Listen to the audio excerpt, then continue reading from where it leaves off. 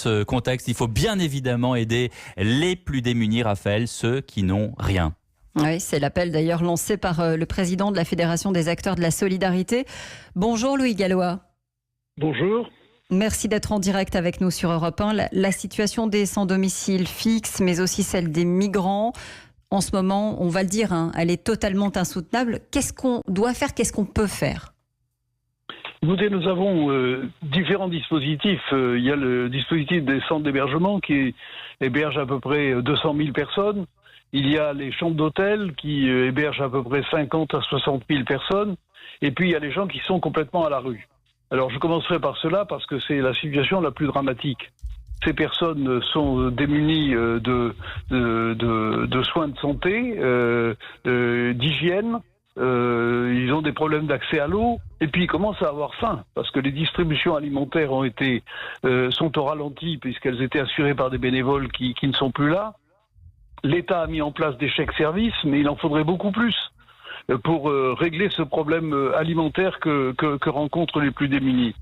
Dans les centres d'hébergement, ça tient, parce que les personnels sont extrêmement engagés et ils sont au travail, mais ils sont au travail dans des conditions qui sont pas bonnes parce qu'ils ne sont pas protégés. Nous n'avons pas de masques, nous ne sommes pas prioritaires pour les masques, nous n'arrêtons pas d'en demander. Le ministre de Normandie est parfaitement au courant de nos demandes et je crois qu'il fait ce qu'il peut. Mais nous ne sommes pas prioritaires, donc il n'y a pas de masque dans les centres d'hébergement, alors que le Covid-19 est en train de se développer. Nous étions à une trentaine de cas il y a 15 jours, nous en sommes maintenant à 1 millier.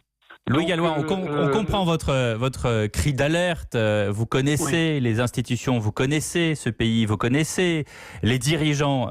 Hier, Édouard Philippe a redit d'ailleurs ce qu'avait dit le président de la République. Il n'y a pas d'argent magique. Alors, quand on dit il faut plus, comment on fait? Non, il n'y a pas d'argent magique, mais les masques, c'est pas une dépense gigantesque. Il faut à tout prix que nous ayons des masques. Vous avez vu ce qui s'était passé quand on essaye de se procurer des masques?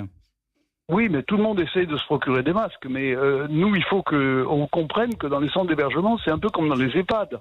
Nous avons des publics extrêmement fragiles qui sont des victimes potentielles.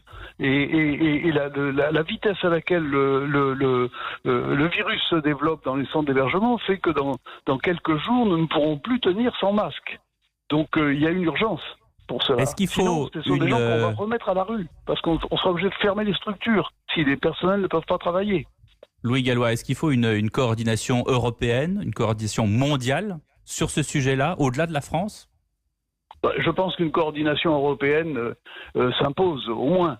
Nous avons les mêmes problèmes et je trouve que l'Europe fait des choses, mais elle est quand même assez au ralenti là-dessus. Les commandes de masques pourraient être mutualisées, les commandes de gel, les fabrications de gel pourraient être mutualisées.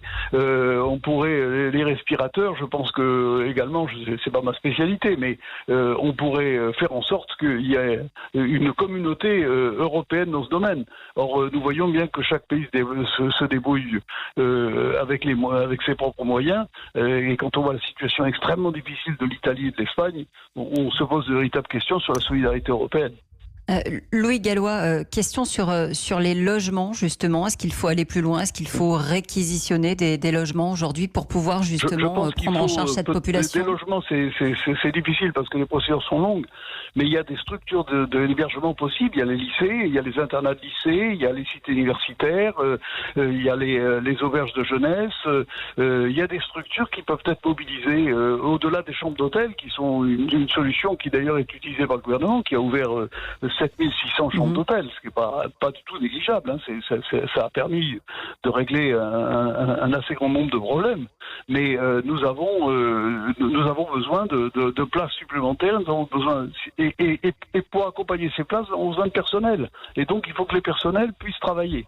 Et pour pouvoir travailler, il faut qu'ils soient protégés. Merci Louis Gallois d'avoir lancé cet appel avec nous en direct sur Europe 1.